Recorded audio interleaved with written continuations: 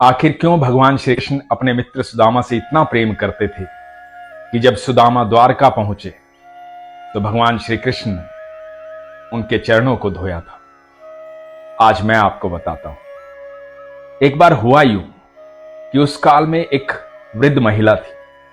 वो वृद्ध महिला भिक्षा मांगकर अपना गुजारा करती थी, लेकिन भगवान की अनन्य भक्त थी। ईश्वर से बहुत प्रेम करती थी, भक्ति करती थी। भले ही भिक्षु थी, लेकिन भिक्षुक होते हुए भी भगवान से अत्यंत प्रेम करती थी। जो भी भिक्षा में मिलता था पहले भगवान को भोग लगाती थी, उसके बाद खुद भोजन करती थी। तो कई दिन से उसको भिक्षा नहीं मिली। करीबन 4-5 दिन बीत गए, भिक्षा नहीं मिली। रोज रात को ये कह के सो जाती कि कल तू ही देख लेना प्रभु, जो तेरी इच्छा हो वही होगा। रात को आती, बिना भिक्षा लिए पानी पीती और यही बात कहती कि तू देख लेना प्रभु, जो तेरी इच्छा हो वही होगा, और सो जाती। सुबह उठती, फिर भिक्षा मांगने चली जाती। तो एक दिन उसे भिक्षा मिली। कई दिन बाद भिक्षा में मिले चने लेकर घर आ गई। रात्रि हो गई थी, भूखी थी, लेकिन चने नहीं खाए। मन में सोचा कि सुबह भगवान को भोग लगाऊंगी, कई दिन से मेरे भगवान भी भूखे हैं, उसके बाद ये चने खाऊंगी। और चने एक पोटली में बांध के एक खूंटी पर टांग दी और पानी पीकर सो गई। अर्धरात्रि में एक चोर आया। चोर ने देखा कि वृद्धा के घर पर खूंटी पर एक पोटली टंगी हुई है। उसने पोटली चुराई और भाग लिया। जब वो भाग रहा था तो किसी आदमी ने उसे देखा। जब उस आदमी ने उसे देखा तो चोर ने भी उसे देख लिया। उसे देखकर चोर भागने लगा, क्योंकि चोर ने तो चोरी की थी। उसे भागते देख ये आदमी भी पीछे भागा। जब ये आदमी पीछे भागा तो 2-4 और आदमी पीछे भागे। अब ये भाग लिया, जोर से भाग लिया। छुपने के लिए कोई जगह नहीं थी। भागते भागते संदीपनी गुरु का आश्रम आया और ये संदीपनी गुरु के आश्रम में छुप गया। वो लोग जो इसके पीछे भाग रहे थे वो भी भागते भागते वहां पहुंचे। ये चोर डर गया, घबरा गया। ये किसी आश्रम में था, संदीपनी गुरु के आश्रम में था। संदीपनी गुरु का आश्रम वो आश्रम जहां भगवान श्री कृष्ण ने अपनी शिक्षा ग्रहण की थी, जहां श्री कृष्ण और सुदामा पढ़ते थे। ये चोर बहुत घबरा गया। घबरा करके अपने छुपने की जगह ढूंढने लगा और उसने पोटली वहीं पर छोड़ दी। और जैसे ही वो लोग वहां से निकले, ये भी चुपचाप निकल करके भाग गया। वो पोटली रह गई वहीं, क्योंकि आश्रम में कोई उठ गया था। अब सुबह जब झाड़ पूछ हुई तो गुरु माता को ये पोटली मिली। पोटली खोली तो उसमें चने थे। गुरु माता ने देखा कि चने हैं, खाने का सामान है, तो गुरु माता ने रख लिया। सुबह भगवान श्री कृष्ण और सुदामा जंगल में लकड़ियां काटने जा रहे थे। तो गुरु माता ने सुदामा से कहा कि सुदामा, ये ले जाओ, यदि भूख लगे तो आपस में मिलके खा लेना। सुदामा ने पोटली ले ली। पोटली लेने के बाद सुदामा और श्री कृष्ण जंगल में चले गए। इधर जो वृद्धा है वो महिला सुबह उठी और सुबह उठ के उसने देखा कि उसकी पोटली नहीं है। पोटली नहीं है तो परेशान हो गई। उसको भगवान को भोग लगाना था। कई दिन के बाद खुद चने खाने थे। गुस्से में आ गई, क्रोधित हो गई और क्रोधित होकर के उसने श्राप दे दिया कि जो भी इन चनों को खाएगा वो जिंदगी भर दरिद्रता में जिएगा। इधर सुदामा के हाथ में वो पोटली थी। सुदामा बहुत ज्ञानी थे, ज्ञाता थे, भूत और भविष्य जानते थे, बचपन से ही ज्ञानी थे।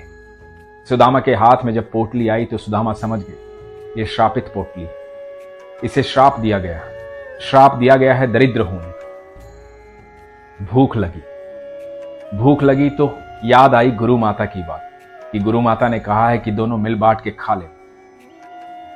कृष्ण लकड़ियां काट रहे थे। सुदामा भगवान श्री कृष्ण को जानते थे कि ये त्रिलोकी हैं, तीनों लोकों के मालिक हैं। ईश्वर का मित्र कोई साधारण व्यक्ति कैसे हो सकता है। सुदामा सब कुछ जानते थे। सुदामा ने सोचा कि यदि चने मेरे मित्र ने खा लिए तो तीनों लोक दरिद्र हो जाएंगे। तीनों लोकों का स्वामी दरिद्र हो गया तो तीनों लोक दरिद्र हो जाएंगे। तो ये चने तो मैं अपने मित्र को नहीं खाने दूं। और सुदामा ने सारे चने खा लिए। जब भगवान श्री कृष्ण ने पूछा कि वो चने कहाँ हैं जो लाया था, तो सुदामा ने कहा कि मुझे भूख बहुत जोर से लगी थी, सारे मैंने खा लिए। भगवान कृष्ण गुस्सा भी हुए, नाराज भी हुए, लेकिन सुदामा तो सब कुछ जानते थे। सुदामा कृष्ण के साथ वापस आ गए। बरसों बाद जब कृष्ण द्वारकाधीश बन गए, द्वारका के राजा बन गए, और सुदामा श्राप की वजह से दरिद्रता में जीवन जी रहा था, गरीबी में जीवन जी रहा था, सुदामा ने अद्भुत मित्रता निभाई थी। जब उनकी पत्नी ने उनसे कहा कि एक बार जाकर कृष्ण से मिलो तो सही, सुदामा कृष्ण के पास जाना नहीं चाहते थे। वो जानते थे कृष्ण द्वारकाधीश हैं, त्रिलोकी, मैं गरीब ब्राह्मण, मैं कहां जाऊंगा उनके पास, और कौन मुझे वहां जाने देगा। लेकिन पत्नी ने जब जिद की तो सुदामा अपने मित्र से मिलने गए। बताते हैं कि जब सुदामा भगवान श्री कृष्ण से द्वारका मिलने गए तो द्वारपालों ने उन्हें भगा दिया था। जब वो बता रहे थे कि कृष्ण मेरे मित्र हैं तो कोई विश्वास नहीं कर रहा।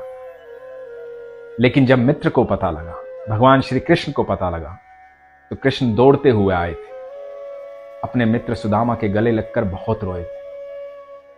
सुदामा को अपने सिंहासन पर बिठाया था, उनके चरण धोए थे, जिसके चरण सारी सृष्टि धोती है, जिसके चरणों में पूरी दुनिया पड़ी रहती है, पूरा ब्रह्मांड जिसके चरणों में झुका रहता है, वो धो रहे थे अपने मित्र के चरण, अपने सुदामा के चरण, अपने प्रिय मित्र के चरण। क्योंकि कृष्ण जानते थे कि सुदामा कौन है। सुदामा कोई साधारण व्यक्ति नहीं थे, गरीब ब्राह्मण नहीं थे। सुदामा एक सच्चे मित्र थे। मित्र ईश्वर की एक ऐसी देन है जो सौभाग्य से मिलता है। हर किसी के पास मित्र भी नहीं होता है। दोस्त हम किसी को भी कह देते हैं, लेकिन दोस्त का अर्थ होता है दो सत्य, दो सच्चाइयां जो एक दूसरे के प्रति पारदर्शी होती, एक दूसरे का सुख और दुख पहचानती। जैसे सुदामा कृष्ण को और कृष्ण सुदामा को जानते थे। यही होती है सच्ची मित्रता, यही होता है प्रेम। इतना अद्भुत प्रेम, ऐसी मित्रता बहुत कम देखने को मिलती है। ईश्वर से प्रार्थना करता हूं कि सबको अच्छे दोस्त मिले, सबके पास एक अच्छा दोस्त हो, क्योंकि दोस्त एक ऐसा रिश्ता है जो बाकी सब रिश्तों के अलावा इस दुनिया में खुद से खोजना पड़ता है, जो ईश्वर की देन होता है। एक सच्चे दोस्त का जीवन में होना अत्यधिक आवश्यक है। वो सच्चा सलाहकार होता है, वो आपके सारे रहस्य जानता है, आपके सुख और दुख में आपके साथ खड़ा रहता है, आपको अपने जैसा समझता है। वही होता है दोस्त। ईश्वर सबके परम मित्र हैं, हम सबके परम मित्र हैं, और जो ईश्वर को अपना दोस्त बना लेता है उसके बाद तो कुछ बाकी बचता ही नहीं, क्योंकि हमारे सारे रहस्य, हमारा सुख और दुख, हमारी हर पीड़ा, हमारी हर खुशी, हमारा सब कुछ ईश्वर जानते हैं। लेकिन वो तब जानते हैं जब हम उनके दोस्त बन जाते हैं या फिर उन्हें अपना दोस्त बना लेते हैं। ईश्वर का दोस्त होना तो सौभाग्य से भी ऊपर की बात है। ईश्वर का दोस्त तभी बना जाता है जब ईश्वर पर विश्वास होता है, क्योंकि दोस्ती का रिश्ता विश्वास की नींव पर होता है। इसलिए हमेशा कहता हूं, अपने विश्वास को मजबूत रखिए, अपना ख्याल रखिए। हरे कृष्ण।